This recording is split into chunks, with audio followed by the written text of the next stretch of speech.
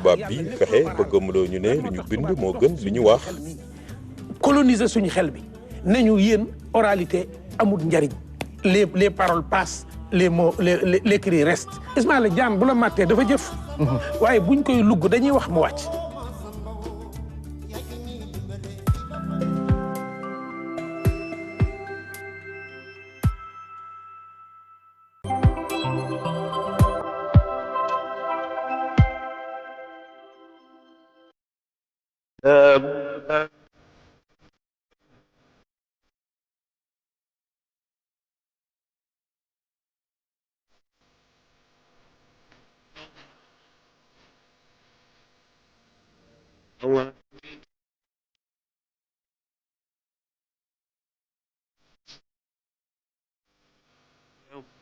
بسم الله الرحمن الرحيم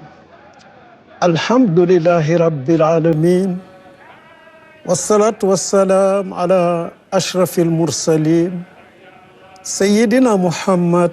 وآله وصحبه. Assalamu alaikum wa rahmatullah. Très chers amis téléspectateurs de Kalimatul Haq, nous sommes à notre 47e séance où je veux introduire nos 2 prochaines séances en parlant de la résurrection, c'est-à-dire la vie après la mort,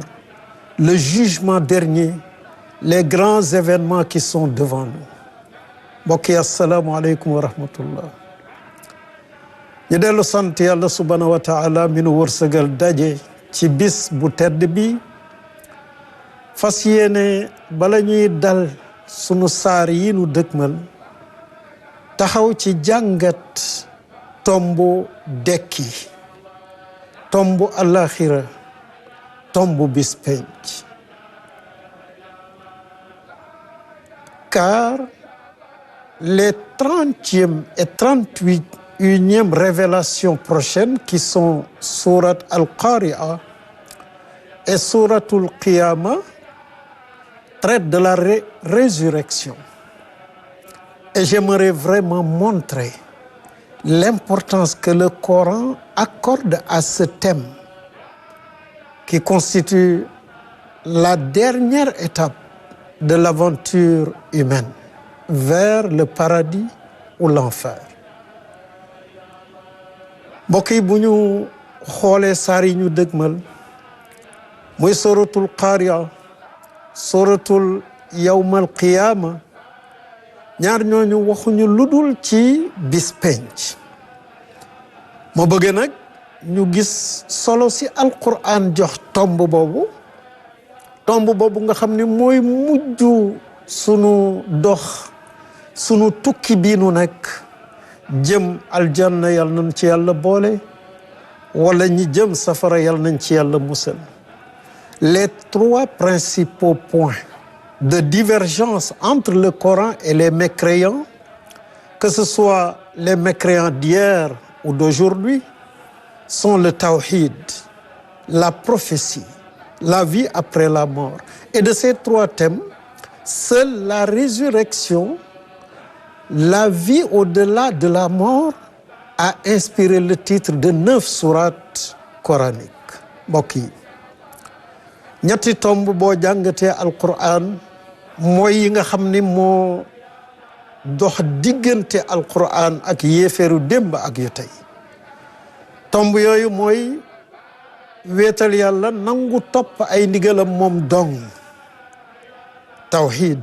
beneen bi mooy li jëm ci yonent yi, ndax yonent nga ndax doo yonent. beneen bi mooy waaw bu nu deeyee ndax dañuy dekki nag. gis nga ñetti tomb yooyu yëpp mbiri bis penc, yawmal qiyaam kese moom la ci yàlla jël tuddee ay xew-xewam juróom-ñeent ci ay saari alquran. Ces sourates sont Al-Qari'a, le fracas de la trompette; Al-Qiyama, la résurrection des morts; Al-Waqi'a, l'avènement de ce jour; Al-Jathia, l'agenouée; Al-Ghashia, l'enveloppante; Al-Haqqatu, l'inéluctable; An-Naba, la nouvelle;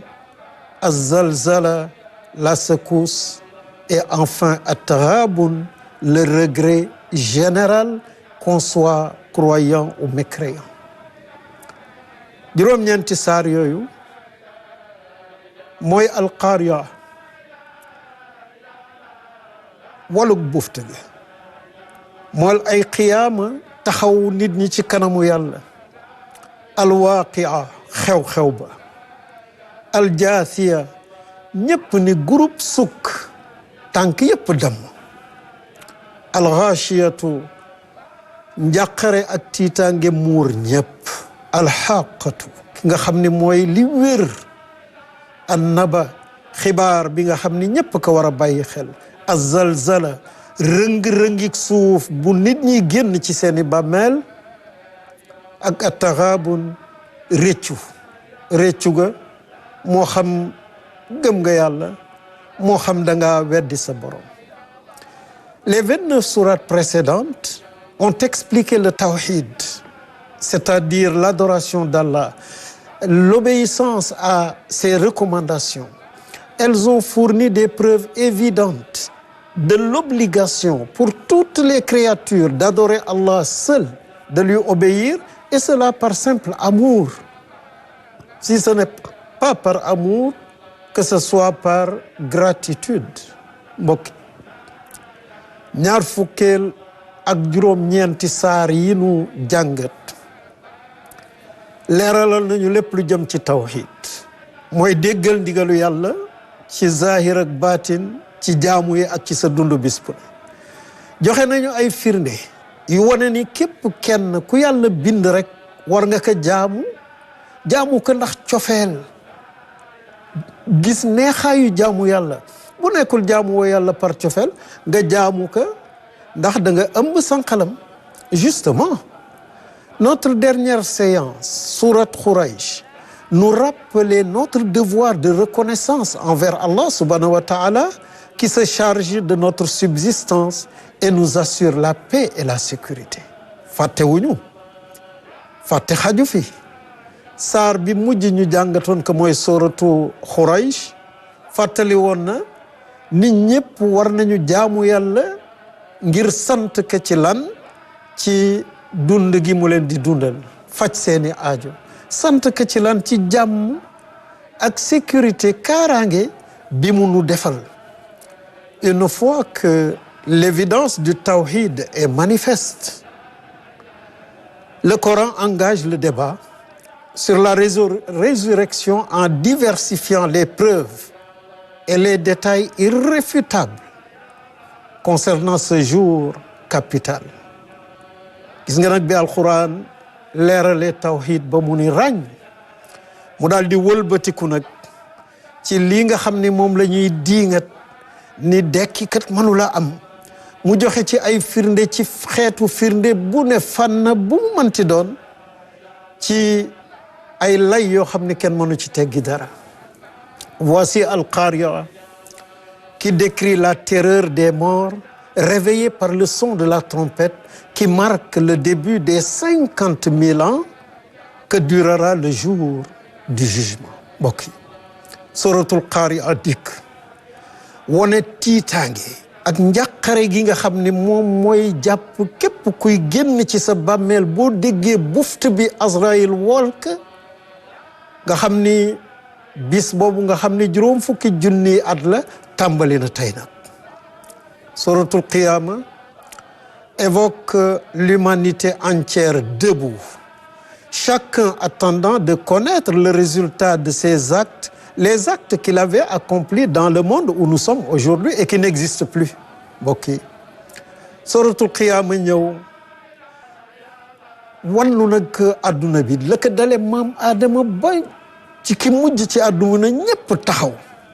kenn ku nekk di xaar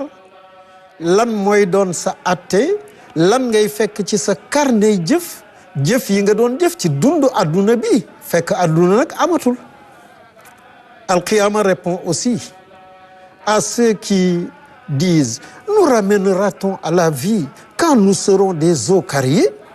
Il leur dit: mais celui qui vous a créé de poussière, de gouttes de sperme n'est-il pas capable de rétablir jusqu'à vos phalanges et vos empreintes digitales? La réponse est si. Bala mbokk yi suratul xiyaama daal di tontu nag ñi nga xam ne dañ ne aiza kunna izaman wa rufatan a inna la mabuusun. waaw ñun bu nu deeyee ba sunu yaram yi seey sunu yax yi fënax waaye mais kan mënu mën a dekkalaat? mu tontu leen ni leen waay ki nga xam ni moo leen bindoon walam takku shay'an nekkoo dara mu binde la toq mani alaysa dalika bi qadirin ala an yuhyiya al mawta ndax kooku mënula dekkal boo fënaxee ba nekkatoo dara? ñëpp ni bala aha kañ qadir ala dalik. suratul waqia vient nous inviter à nous préparer pour l'avènement de ce jour où l'humanité sera divisée en trois groupes seulement: les gens de la droite, les gens de la gauche et les sabiqoun, les premiers. mbokk yi suratul qiyaama ñëw ne ñu waajal leen seen bopp waajal leen seen bopp ci xew-xew bi nga xam ne bu ñëwee ñetti kuréel rekk a fi am, ñetti xeeti nit rekk a fi am: ashaabul yamin ñii jot seen téere ci seen ndeyjoor, ashaabu shimal ñii jot seen téere ci seen càmmoñ, wa saabiquuna saabiquun ñi nga xam nag ñooy raw ni ñu rawe woon ci àdduna ci topp ndigal yàlla. yal nañu yàlla boole ci saabiquun. À l'avènement de ce jour, certains recevront leur bilan par la main droite, d'autres par la main gauche. Dit le verset 15 sourate Al-Haqq. mbokk yi suratul Haqq mu ne ñu bis boobu ñii seen téere dañu koy jot ci seen loxoy ndeyjoor, ñii ci seen loxoy càmmoñ, ñee ñi ngay yuuxu naan ah yaa laytaha kaanatil qaadiya aka neexoon ma bañ jot sama téere. ñii naan ah waa ji xoolal sama téere. Quant à Jaasiya, cette sourate nous décrit un spectacle terrifiant, inimaginable. Toute l'humanité, toutes les communautés à genoux dans un espace immensément vide, incapables de tenir debout, terrorisés par l'attente du résultat, chacun de son jugement. Un verdict, dit le Coran, qui rétribue chacun selon ses actes dans ce bas monde. Verset 28 sourate Jaasiya. mbokk yi suratul Jaasiya dikk nag wannu xew-xew boo xam ne nit mënu koy xalaat, ndax adduna bi ku fi masa jaar ci nit ak jinne rek ñëpp mu ne wa tara kulla ummatin jaasiya. da ngay gis ñëpp ni groupe sukk seeni tànk damm ndax tiit, ndax njàqare. kullu ummatin tudaa ila kitaabiha, kenn ku nekk ñu woo ko jëmee ni la sa téere ngi nii. al yawma tujzawna ma kuntum taamaluun. tey doo jot lu dul say jëf rek, moom rek lañu lay fay, duñ la fay jëfi keneen. Quant à sourate Dukhan, il nous avertit de ne pas laisser les plaisirs de ce monde, plaisirs éphémères, nous empêcher de préparer ce jour où le ciel dégagera une fumée épaisse qui couvrira les mécréants et les hypocrites, ce qui est déjà le début d'un châtiment immensément sévère. mbokk yi suratu Dukhan dikk ni nu ngalawaay góorgóorlu leen ba adduna bi ak i poñatam bu mu leen nax, bu mu dox duk mukk seen diggante ak ngeen waajal bis ba nga xam ni yaati sama bi duxaanin mubin yaxsha nnaas hada azabun alim. mu muur nag moom saxaar su tàng soosu yéeféer yi ak naafiq yëpp, yàlla ne foofu la seen mbugal tàmbalee. al-Ghashiyatu, suratul Ghashiya, l'enveloppante, couvrira tout le monde de sa terreur, sauf ceux qu'Allah voudra épargner de cette épreuve. mbokk yi al-Ghashiya aji muur ji bis boobu ñëpp lay ëmb ci tiitaange ak njàqare ak toskare. day muur ñëpp illa man shaa rabbuk, lu dul ku sa boroom dimbali musal la ci nattu bis boobu. Quand tu médites le Coran, toi qui m'accompagnes dans Kalimatul Haq, tu verras le spectacle de la vie future sortir du domaine du ghaib et devenir une réalité palpable que tu peux voir à chaque coin de rue. C'est le sens de al-haqqatu, la réalité réelle. bokk ni yow mi baaxoo ànd ak nun ci Kalimatul Haq boo dee jàngat alquran ngay jàngat nettaleem ci bis penc ci gannaaw dee dafay mel ni nekkatul kumpa nekkatul xaybu dafa nekk loo xam ne da nga ci jàkkaar lool foo geestu sa càmmoñ sa ndeyjoor sa gannaaw foo wëlbatiku rek yaa ngi gis xew-xewu bis penc loolu nag moo indi turu alxaqa kii nga xam ne mooy dëgg gi wér peng. Prenons donc au sérieux la sourate An-Naba, la nouvelle de ce jour où Djibril et les anges encercleront les hommes et les djinns qui ne pourront ni s'enfuir ni s'exprimer, pas une seule parole, sauf celui à qui Allah donne l'ordre de parler et qui ne fera qu'avouer ou témoigner de la vérité. Donc pendant qu'il est encore temps, prenez le chemin du refuge auprès de votre Seigneur. Sourate Naba, verset 38-39 mbokk mi suratu An-Naba xibaar bi xibaar boo xam ni kenn ku nekk ci ñun daf ko war a bàyyi xel xam ni bu wér la bokkul ak sunu xibaar yi ñuy wax parce que néew déedéet bii mooy xibaaru bis penc bu nu taxawee adduna bi bépp malaaka yi wër nit ñi ak jinne yi kenn mënul daw kenn du ubbi gémmiñ wax lu dul ku yàlla jox ndigal mu ne bu boobaa it wa qaala sawaaban kuñ jox ndigal da ngay seede rek luy dëgg da ngay wax liy dëgg même bu dalee ci sa kaw dalika al yawmul haq faman shaa attaxaza ila rabbihi maaba bis boobu mooy bi wér ngalawaay waajal leen seen bopp léegi ci jël yoon wi nga xam ne moo leen di may ngeen am fu ngeen làqu ci seen borom bu nit ñëpp taxawee ci kanamam. Le Coran a décrit la sortie des morts de leur tombe, sortie des entrailles de la terre. Imagine-toi quand tu sortiras de ta tombe, quand la terre se convulsera, quand la terre tremblera, az-zalzala, de ce tremblement qui n'a rien de commun avec les tremblements de terre de ce monde qui ne font qu'engloutir les personnes, les maisons des villes ou des contrées mbokk mi alquran wax nanu ba wax nu naka la ñuy génne ci sunuy bàmmeel ñun ñëpp mu ne bis boobu suratu iza zulzilatil ardu wax ka mu ne suuf si dafay jekk bi yàgg rek mu wëlbatiku nga ne mu yëngatu nga ni suuf si gëq lépp li nekkoon ci biiram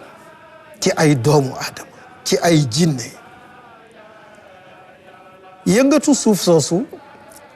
zalzala boobu bokkul ak tremblement de terre yi ñu xam ci àdduna de mbokk tremblement de terre yi dañuy wann nit ñi di wann kër yi di wann dëkk di wann goxu lëmm tremblement de terre boobu du wann dafay goqi li nga xam ne moom la suuf dencoon ci biiram. Ce jour-là, sur ordre de son Seigneur, la terre vomira les morts et témoignera de tout ce que les hommes et les djinns faisaient sur elle.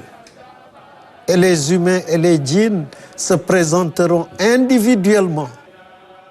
au lieu du jugement pour connaître chacun le résultat de ses actes. mbokk yi boo demee ci suratu Zulzila yàlla mu ne wa axrajatil ardu athqalaha yàlla gëq lépp li nga xam moo nekkoon ci biiram suuf gëq li nekkoon ci biiram wa qaala al insaanu nit ki ni palet ci bàmmeelam tiit ak njàqare mu ni maa laha waaye lu xew tey lu dal suuf ba mu génneenu ci biti yàlla mu ni yawma izin tuhaddisu axbaaraha bi anna rabbaka awhaa laha tey la suuf di nettali lépp li xewoon ci kawam loo masoon jëf ci kawam dana ka nettali ndax sa borom moo ko kay sant ndigal la jot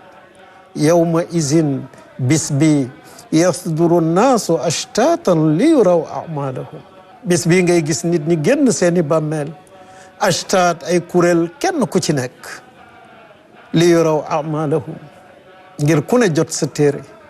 ngir ku ne xam sa jëf ngir ku ne xam fan nga jëm aljanna wala safara yal nañu yàlla boole ci way aljanna ce jour-là la terre et les montagnes seront soulevées avant d'être écrasées d'un seul coup, dit Suratul Haqq au verset 14 bokk yi bis boobu humilatul ardu wal jibaalu fa dukkata dakkatan wahida dañuy yëkkati suuf boole kaak asamaan ni ko rumbax mokkal à cause du caractère capital de la vie future. Le Coran ne s'est pas limité à en faire le titre de 9 sourates. Il a aussi donné son nom et décrit ces noms-là dans plusieurs passages du Coran. Mbokk yi Al-Coran yamul ci tudde ko ay saar rek moom penc waaye wax na ci lu bare ci biir Al-Coran. Il l'a appelé jour de la sortie yawmul xuruj, jour du verdict yawmul fasli, jour de la rétribution yawmud din, jour des regrets yawmul hasrati, jour de l'éternité yawmul khulud, jour des comptes yawmul hisab, jour promis, jour de la menace yawmul wa'id, jour imminent yawmul adhifa, jour du rassemblement yawmul jam et j'en passe mbokk yi Al-Qur'an tudde na ko yawmul xuruj bisu génn bàmmeel yi yawmul fasli bisu jot atte yi yawmu diin bisu fay bor yi yawmul xasarati bisu réccu bi yawmul xuluud bis bi nga xam ni kenn ku nekk da ngay sax fa nga jëm yawmul xisaab bisu atte ba yawmul waid bis bi leen yàlla di tëkkoo yawmul azifa bis bi nga xam ne mu ngi sës rëkk ci yéen jege yawmul jam'i bisu dajaloo ba ak yeneen i tur. Enfin, le verset 181 sourate Al-Baqara, dernier verset révélé du Coran, conclut le Coran et dit: redoutez le jour où on vous ramènera à Allah, le jour où chacun de vous recevra le résultat de sa vie sur terre, le jour où personne ne sera lésé. Bokki solo si mu am moo tax Al-Qur'an tëj waxyu gi ci laaya téeméer juróom-ñett fukk ak benn ci suratul Baqara. Boroom xam-xam yi ni mooy laaya ji mujj wàcc ci Al-Qur'an. lan la wax mu ne wattaqu yawman turja'una fihi ila Allah, mu ne waajal leen seen bopp fagaru leen ci bis bi nga xam ne dañ leen di delloo ci seen borom, moo xam bis bi ngay génn àdduna, moo xam bis bi ngay dekki jëm ci sa palaasu taxawaayu atte ba. thumma tuwaffa kullu nafsin ma amilat wa hum la yuzlamun, mu ne bis boobu kenn ku ne daañu la fay sa jëf ba mu mat te yàlla du tooñ kenn. thumma tuwaffa kullu nafsin ma kasabat wa hum la yuzlamun. Sachez donc, amis téléspectateurs de Kalimatul Haqq, que le retour des morts à la vie pour être jugés, c'est cela qui donne à notre vie son sens. Si la mort était le retour au néant, mais nous resterions frustrés de ne jamais obtenir tout ce que nous désirons dans ce monde, frustrés que les injustices que nous aurons subies ne seront pas réparées, car dans ce monde, personne ne peut avoir tout ce qu'il veut. Dans ce monde, combien d'injustices échappent à la justice humaine, mais nul, sachez-le, amis de Kalimatul Haqq, nul, personne n'échappe à la justice de Dieu, à la justice d'Allah subhanahu wa ta'ala. Mbokk yi xamal ni dekki gi ñu àtte ñu loolu moo tax dund gi tekki dara am maanaa bu fekkoon dee alqaadiya fa la mbir yem comme ni ko yéeféeri laaje mais bon ñun ci naqar la ñuy dund naqar rek parce que amul kenn ku mën a am lépp li nga bëgg ci àdduna bi ak koo mënti doon amul kenn koo xam ni kii lépp li nga xam ni def nañ la ko ci ay tooñ faj nañu ko ni ñu ko war a faje ba mu mat sëkk ndax attey àdduna yi lu gën a bare jeng rek moo ci nekk même bu ñu jengul sax natt tooñ bi ba mu toll ci li nga xam ni moo war ci daan loolu doomu adama mënu ko yàlla rek moo ko mën moo tax ëllëg amul kenn koo xam ni kii di nga rëcc ci atteb yàlla bi amul kenn koo xam ni kii li war ci yow ci mbugal daa ko jot ba mu mat sëkk amul kenn koo xam ni kii li yay ci yow ci ay xéewal yàlla subhanahu wa taala du la ko jox ba mu mat sëkk mbokk yi ñu nekkoon fii ci kalimatul xaq kàddug dëgg téere borom bi ànd ñaan yàlla subhanahu wa taala mu may nu ndaje ci ayu bis yi nu dëgmal ñaan yàlla subhanahu wa taala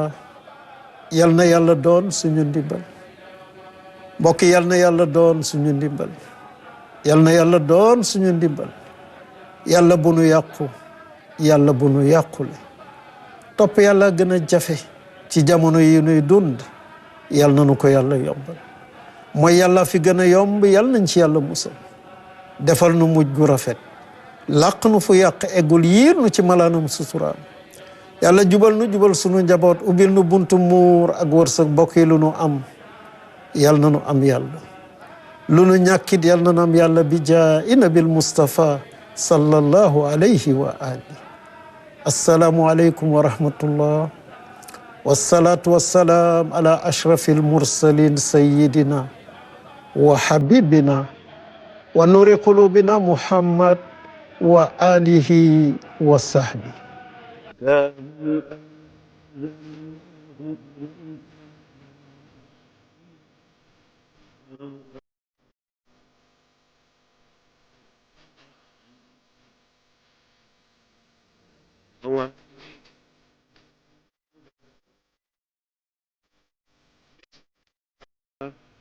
إنه